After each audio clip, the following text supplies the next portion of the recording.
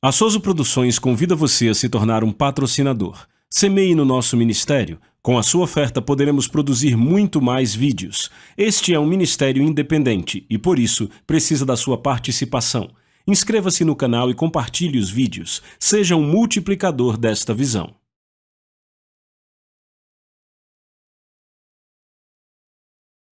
Os versículos usados nos vídeos que traduzimos nem sempre correspondem a versões em português. Muitas vezes precisamos traduzir do original em inglês para fazerem sentido no contexto do vídeo. O semeador semeia a palavra. São estes o da beira do caminho onde a palavra é semeada e enquanto a ouvem, logo vem Satanás e tira a palavra semeada no coração deles. Agora notem algo. Diz que Satanás vem imediatamente e tira a palavra semeada no coração. Notem que o coração é o solo aqui. O coração do homem é o solo?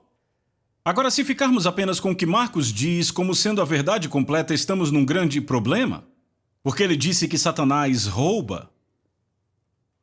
Ora, se Satanás roubar toda vez que você receber, você não fica com nada, não é? Mas quando você lê o registro de Mateus, e é por isso que você tem que ter a palavra inteira, Mateus diz: quando alguém ouve a palavra do reino e não a entende. Então temos uma chave aí, se você não entende, Satanás tira a palavra, a mente carnal tira a palavra, e até mesmo cristãos te tiram a palavra.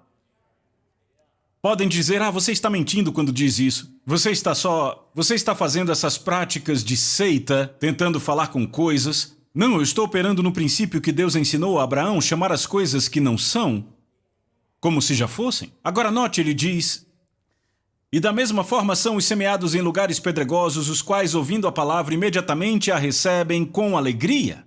Veja, são lugares pedregosos, não há muita terra aí, é um solo pedregoso. Eu era fazendeiro, eu sei do que estou falando. Você pega um solo pedregoso onde não há muita terra, e a semente fica bem no raso, e ela pega bem pouca água. Veja, a água aqui é um tipo do entendimento da palavra. Ser lavado através da palavra. Jesus disse: agora vós estáis limpos através da palavra que vos falei. E é a palavra, entendem? Algumas pessoas têm o conhecimento da palavra, elas têm a semente, mas quantos aqui sabem que você tem que ter água para fazer a semente germinar? Paulo disse: eu plantei e Apolo regou. Ou seja, você pode conhecer sobre a palavra, mas se não tem entendimento suficiente, ela não vai funcionar para você. Então ele diz que ela foi semeada entre as pedras e diz que imediatamente a recebem com alegria. Ou seja, se a semente é plantada e ela fica bem rasa assim, ela vai aparecer rapidamente. Sabe, não vai levar nem um dia e meio, 2 dias e ela aparece. As raízes descem, encontram um solo seco e aquilo morre. Não há profundidade, não há raízes, mas não tem raiz em si mesmos e então duraram por algum tempo depois, sobrevindo aflição ou perseguição por causa da palavra, imediatamente se ofenderam. Por que a aflição e a perseguição vêm para torná-los mais fortes? Não. Por causa da palavra, para tirar a palavra. Ora, Deus não envia aflição e perseguição? E ele diz: e os semeados entre os espinhos, os quais ouvem a palavra, e os cuidados deste mundo, os enganos das riquezas e as ambições das demais coisas sufocam a palavra e ela se torna infrutífera. Ora, estas outras coisas que entram sufocam a palavra. Notem que não conseguem sufocar a palavra se não entrarem. Agora você entende porque Jesus disse: não vos inquieteis dizendo? Veja, os cuidados deste mundo, os enganos das riquezas, as ambições das demais coisas, os cuidados deste mundo. O que vamos fazer com esses juros tão altos? O que vamos fazer com o preço da gasolina como está? Eu sei o que vamos fazer, vamos dar e nos será dado, teremos abundância e não falta. E pagar a gasolina vai ser tão fácil quanto sempre foi. Porque o meu Deus, segundo a sua riqueza em glória, supre cada uma das minhas necessidades em Cristo. Então, tudo isso entra e sufoca a palavra? Não consegue sufocar se não entrar? E como é que entra? Você se inquieta dizendo: o que é que vamos fazer? Eu ouço gente dizer: já estou vendo. Esse ano a gente não vai conseguir. Sabe, eles veem a si mesmos fazendo. Você já pensou como é que você toma decisões? Alguns aqui já disseram vez após outra: Você pensa em fazer algo, em fechar um negócio e você diz, sabe, eu não consigo me ver fazendo isto? Lembra do que Deus disse a Abraão, eu vou te dar algo para você ver? Agora aqui está o ponto sobre confessar a palavra de Deus e eu quero que você entenda isso é importante. Quando você confessa o que Deus disse e mantém a palavra de Deus em sua boca, quando guarda a sua fala e fala apenas as coisas que concordam com a palavra de Deus, essa palavra entra em você. Jesus disse, se permanecerem em mim e minha palavra permanecer em vós, pedirão o que quiserem, orarão o que quiserem e será feito. Quando a palavra entra em você, lembre de quando você planta uma semente no solo. O solo não determina o que vai crescer nele, é a semente que determina o que o solo vai produzir. O que você está dizendo aqui no coração é, eu já sei o que eu vou fazer. Vamos pegar do lado positivo. Eu sei o que eu vou fazer, porque a gasolina está aumentando, porque tudo está aumentando, por termos mais necessidades de mais finanças, eu vou dar mais, eu vou plantar mais sementes, eu vou plantar e eu vou receber abundância e não haverá falta. Agora, imagens são criadas com palavras. Quando você começa a dizer, eu terei abundância e não falta, meu Deus suprirá minhas necessidades, e pessoal, eu sei porque quando eu era fazendeiro e eu estava numa situação ruim, eu não conseguia dinheiro para cultivar mais no ano seguinte, mas aquele livreto que eu escrevi, O Poder Criativo de Deus Funcionará para Você, era um monte de anotações. Eu tinha anotado várias escrituras e feito confissões delas, eu andei para trás do meu celeiro e comecei a confessar, eu tenho abundância e não tenho falta, meu Deus supre minhas necessidades em riqueza e glória. Ora, o que eu fiz durante um período de tempo, eu coloquei aquilo dentro de mim, e uma vez que a palavra permaneceu em mim, aquela palavra dentro de mim, no meu coração, ela passou a demandar do solo do meu coração, encontre uma forma de fazer isto acontecer. Agora, uma vez que você fez isto, não há mais nenhuma luta com a fé. Você não precisa mais orar ou jejuar para que o solo saiba o que fazer com aquela semente para que ela apareça. Ele sabe o que fazer. A semente determina o que é que vai nascer. Quando você confessa a palavra de Deus e a estabelece, Jó disse, decrete uma coisa e será estabelecida para você e a luz brilhará no seu caminho. O espírito do homem é a lâmpada do Senhor, o que significa que o espírito humano é a luz que Deus usa para te iluminar. Davi disse, a entrada das tuas palavras traz luz. Agora, quando eu confesso o que Deus disse, quando eu proclamo abundância e não falta, isso entra no meu espírito, está no meu coração e na minha boca. Eu tenho fé como uma semente e eu disse, a semente faz uma demanda ao solo. O solo não tem escolha a não ser buscar nas avenidas da sabedoria de Deus dia e noite. Enquanto eu estou dormindo, meu espírito está buscando nas avenidas de Deus sabedoria para achar um caminho para que eu esteja no lugar certo, na hora certa, para o que eu estou dizendo que vai acontecer. E então isso tira o esforço da fé. Você não tem que lutar com a fé. A fé é a substância desta coisa. Se a palavra permanece em você, a fé está aí. E se a fé está aí, você tem o que pediu. Você já tem. Aquele que crê tem. Pode ser que ainda não tenha se manifestado. Mas você será guiado pelo Espírito para estar no lugar certo, na hora certa, na situação certa, para fazer acontecer. Sabe, eu poderia contar histórias verdadeiras que aconteceram nos últimos 25 anos, só por eu ter usado estes princípios. Eu comprei um pedaço de terra uma vez em New Odessa, Texas.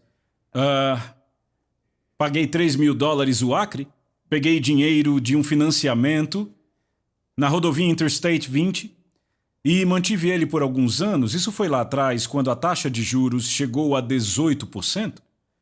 E eu vou dizer, sabe, eu queria me livrar daquela coisa. E, finalmente, um amigo meu, John Ney, estava comigo um ano no acampamento em Tulsa. Eu disse, vem comigo. E ele disse, vamos para onde? Eu disse, Nova Odessa, Texas. Para quê? Para eu falar com um pedaço de terra? Já está na hora de vendê-lo. Eu fui lá e falei com ele, peguei um pouco de terra e falei com aquela terra. Eu declaro você vendida em nome de Jesus e espalhei ela. Bem, eu queria dizer que vendeu no outro dia, mas não. Isto foi em julho e no ano seguinte, em junho, eu vendi a propriedade por $21.000 o acre.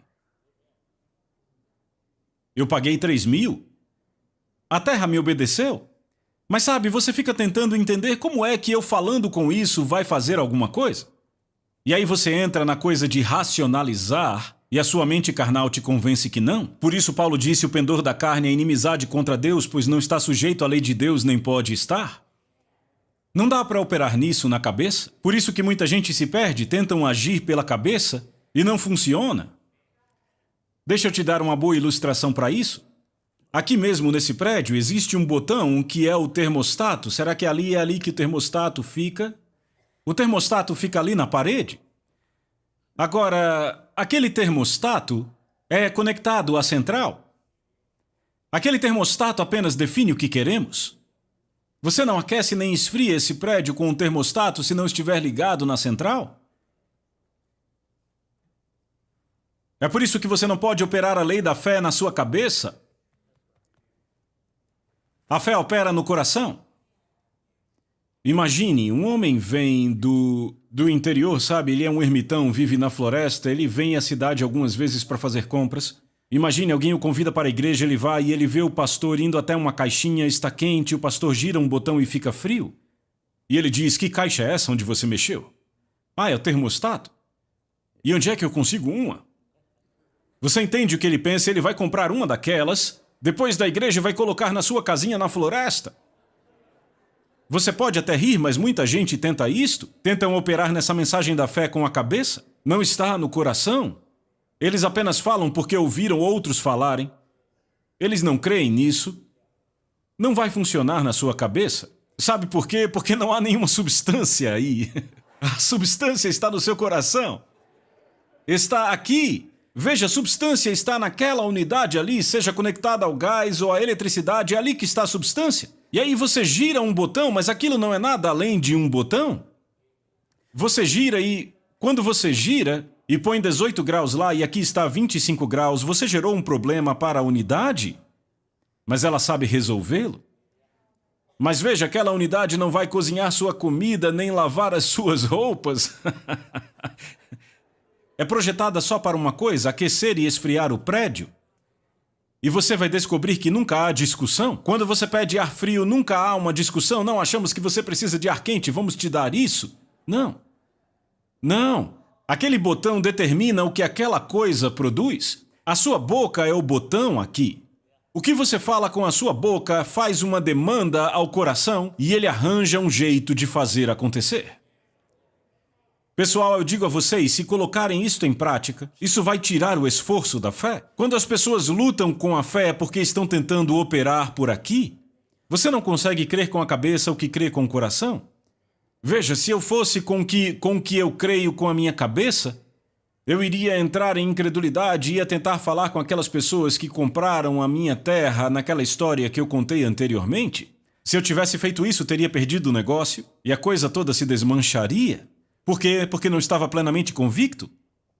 Veja, a fé tem ações correspondentes, mas às vezes, quando você já fez o que a palavra diz, a ação correspondente é não fazer mais nada. Apenas descanse no que você já falou. Deixa eu te mostrar um exemplo disso. Em Marcos, no capítulo 5, nos é dito que Jairo era o principal da sinagoga. E ele foi a Jesus e disse: Senhor, minha filhinha jaz à beira da morte, rogo-te venhas e lhe imponhas as mãos, e ela, para que ela imponha as mãos sobre ela, ela será curada e viverá? Ora, ele estava em fé, não estava? É uma declaração de fé. E Jesus simplesmente começou a andar no meio da multidão indo para a casa de Jairo. E então, a mulher com fluxo de sangue apareceu. Veja, ela tinha ouvido sobre Jesus e veja ela pondo a lei da fé em movimento. Ela ouviu sobre Jesus e ela disse... Ela teve a fé como uma semente. Ela disse: quando eu tocar suas vestes, eu terei a saúde restaurada. Deixa eu mostrar por que sabemos que ela teve a fé bíblica. Ela não cria apenas no que tinha acontecido com os outros, ela tinha fé bíblica. Porque no livro de Números, Deus disse ao seu povo que fizessem franjas na bainha das suas roupas para representar a aliança de Deus. Ela disse, quando eu tocar a borda que representa a aliança de Deus, eu vou receber a minha cura. Ora, a versão ampliada diz que ela continuamente dizia durante todo o caminho, ela estava se acotovelando pelo meio da multidão, perceba, ela estava pondo sua vida em risco. Era uma ofensa capital sair em público na condição dela, e a pessoa que tinha o poder de levá-la à morte, de apedrejá-la até a morte pelo que ela estava fazendo, estava bem do lado de Jesus, Jairo, o principal da sinagoga. Foi por isso que ela se arrastou por trás de Jesus. Ela não queria que ele soubesse que ela estava lá, ela se espremeu no meio da multidão, chegou até ele e tocou na borda da sua veste. E o poder de Deus fluiu para fora dele, e ele disse, alguém me tocou? E disseram, a multidão te aperta. Sabe, tinha muita gente tocando ele ali. Tinha gente que tocava nele para ver se saía alguma faísca. Nada acontecia a eles. Nada acontecia com eles. Mas ela disse, quando eu tocar suas vestes, ela estabeleceu um ponto de contato. Quando eu tocar suas vestes, eu terei a saúde restaurada. Aquela mulher tinha gastado todo o seu dinheiro e não melhorava, só piorava por 12 anos. Isso te dá uma imagem ruim, não é? Ela tinha uma imagem de piora. Sabe como ela mudou isso? Ela disse, quando eu tocar suas vestes, serei curada. E alguém pode dizer, foi Jesus que a curou? Não, não foi. Jesus nem sabia que ela estava lá. Jesus se virou e disse, filha, a tua fé te curou. Foi a fé dela que a curou. Veja, ela disse. Entenda, ela não podia ler Marcos 11, 23. Não havia sido escrito. Eu não sei como ela sabia daquilo. Mas graças a Deus ela sabia, não é? Então ela foi curada e liberta? Sabe, eu lembro do Oral Roberts falando disso. Eu estava num dos seus encontros lá na década de 50, em Little, Arkansas, e ele foi a primeira pessoa que eu ouvi dizer, quando ele orava por pessoas, dizia, toque o assento, toque o encosto do assento à sua frente, como ponto de contato para liberar sua fé. Foi o que a mulher fez. Ela disse, quando eu tocar suas vestes, eu serei curada. Era o ponto de contato dela. É assim que vou liberar minha fé, é assim que vou receber minha cura.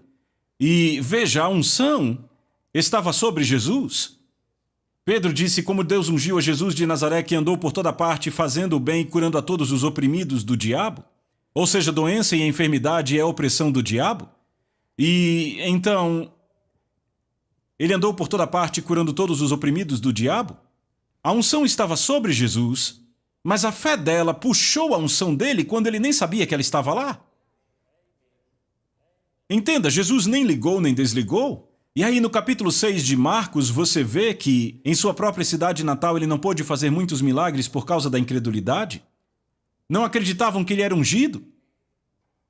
Acreditavam que ele era um carpinteiro. Diziam, ele é um carpinteiro, não faz muito tempo vimos ele trabalhando. Ele não pode ser ungido. É impressionante o que as pessoas pensam sobre a unção. Sabe, aqui em England, Arkansas, eu costumava dirigir um Columbine, um trator, ainda dirijo às vezes. E um garotinho da escola dominical, eu vim pilotando o avião, pousei no aeroporto, desci do avião e ele disse, eu não sabia que os pregadores podiam pilotar. Sabe? E talvez alguém pense, ele não pode ser ungido, ele dirige um trator. Sabe, é impressionante o que as pessoas pensam. Mas vocês veem, ele não pôde ali fazer nenhum milagre. Uma tradução diz que ele tentou, mas não pôde. Por que não acreditavam? Veja, a fé é o gatilho da unção. A mulher do fluxo de sangue provou isto. O Oral Roberts estava contando uma história sobre isto e eu ouvi ele contando numa fita. Foi no começo da década de 60. Uma senhora toda atrofiada com artrite, ela era idosa, e ela o estava ouvindo pelo rádio. E você lembra que ele dizia, eu orarei a oração da fé? No final do programa ele dizia, põe suas mãos sobre o rádio como ponto de contato, eu farei a oração da fé e Deus vai te curar? Bem, aquela senhora, ela estava sentada à mesa, e o rádio estava do outro lado da sala, num móvel. Bem, ele já tinha começado a orar. Faltava cerca de 1 minuto para o final do programa, E na pressa para chegar até o rádio e pôr suas mãos sobre ele por causa da oração, na correria ela tropeçou e caiu. E ela estava muito mal com a artrite e ela caiu contra o refrigerador. E ele ia acabar a oração. E ela clamou e disse: querido Senhor Jesus, que esse refrigerador seja o meu ponto de contato. Então ela se esticou, tocou o refrigerador, o poder de Deus veio sobre ela, ela se levantou e dançou por toda a sala. Curada pelo poder de Deus. Agora, você sabe que não havia poder naquele refrigerador para curá-la? Se houvesse, ela seria curada quando fosse pegar os ovos? Foi um ponto de contato para liberar a sua fé, entende? E é isso que precisamos entender, que é a liberação da fé na unção. Ela sabia que ele era ungido. Não é que qualquer homem vai curar você. Eu já ministrei aqui sobre imposição de mãos e eu quero ministrar de novo. Tem mais uma última passagem que eu quero ler antes de ministrarmos aos que precisam. Fica em Lucas capítulo 13, eu quero que você abra na sua Bíblia. Lucas capítulo 13, verso 10, falando de Jesus, diz: e ele ensinava em uma das sinagogas e era sábado. Quando se estuda o ministério de Jesus, se vê que ele arranjava problema todo sábado. Todo sábado era certeza, ele ia arranjar problemas porque iria curar alguém, entende? E eis que estava ali uma mulher que tinha um espírito de enfermidade fazia 18 anos, e estava curvada e não podia de modo algum endireitar-se, e vendo-a Jesus, diz que quando Jesus a viu, chamou-a a si e disse-lhe, ele disse: mulher, tu estás livre da tua enfermidade, eu já falei isso aqui. Que por todo o seu ministério Jesus operava no princípio de chamar as coisas que não são como se já fossem. Ele vai até essa mulher e ele diz: mulher, você está livre da sua enfermidade? Mas ela não melhorou. Ela continuou encurvada como sempre esteve, não melhorou nada. Mas aí ele impôs as mãos sobre ela. Instantaneamente, ela foi curada, ele colocou as mãos sobre ela e imediatamente ela se endireitou e glorificava a Deus. Evidentemente, essa mulher acreditava na imposição de mãos. Provavelmente ela disse: se ele me tocar, provavelmente ouviu todo mundo na multidão que o tocou ou que ele tocou foi curado. Veja, ele falou com ela, eu lembro, no capítulo 8 do Evangelho de Mateus, o centurião disse: você não precisa vir à minha casa e tocar o meu servo, apenas fale e ele será curado. E o servo foi curado. Mas ela não liberou a sua fé nas palavras de Jesus. Note que ele disse: mulher, tu estás livre da tua enfermidade, mas ela não ficou, ela continuou encurvada como sempre. Ele estava chamando coisas que não eram. Ela não era livre da sua enfermidade. Ela ainda a tinha, mas ele disse que ela estava livre. Ele está chamando coisas que não são. Então ele impôs as mãos sobre ela e ela foi curada, porque ela liberou a sua fé na unção e evidentemente ela estabeleceu isto como ponto de contato, ou pelo menos ela sabia, podia dizer, entende? Essa é uma razão para a imposição de mãos quando você toca em alguém. Você sabe instantaneamente quando eu te toco e eu sei instantaneamente quando eu te toco. E se ambos liberamos nossa fé juntos, há uma conexão no reino do Espírito. Claro, os judeus ficaram chateados porque era o dia errado para curar alguém. Ouça o que Jesus disse sobre isso. Verso 16. Não devia esta mulher, sendo filha de Abraão, a qual há 18 anos Satanás havia prendido, ser solta dessa prisão num sábado? Então aqui está a atitude de Jesus, e eu vou encerrar com isto. O dia de sábado, o dia dos judeus, começava ao pôr do sol. Ele poderia ter esperado o pôr do sol. Eu não sei qual era a hora do dia, mas ele poderia ter esperado o pôr do sol e curado aquela mulher, e ninguém diria nada sobre aquilo. Mas veja a atitude de Jesus. Esta mulher é uma filha de Abraão, é uma mulher da aliança. Ela está debaixo da aliança de Deus, e se você é filho de Deus, está debaixo da aliança de Deus. Jesus estava dizendo, ela não precisa esperar nem mais um pouco para receber a sua cura. A Souza Produções convida você a se tornar um patrocinador. Semeie no nosso ministério. Com a sua oferta poderemos produzir muito mais vídeos. Este é um ministério independente e, por isso, precisa da sua participação. Inscreva-se no canal e compartilhe os vídeos. Seja um multiplicador desta visão.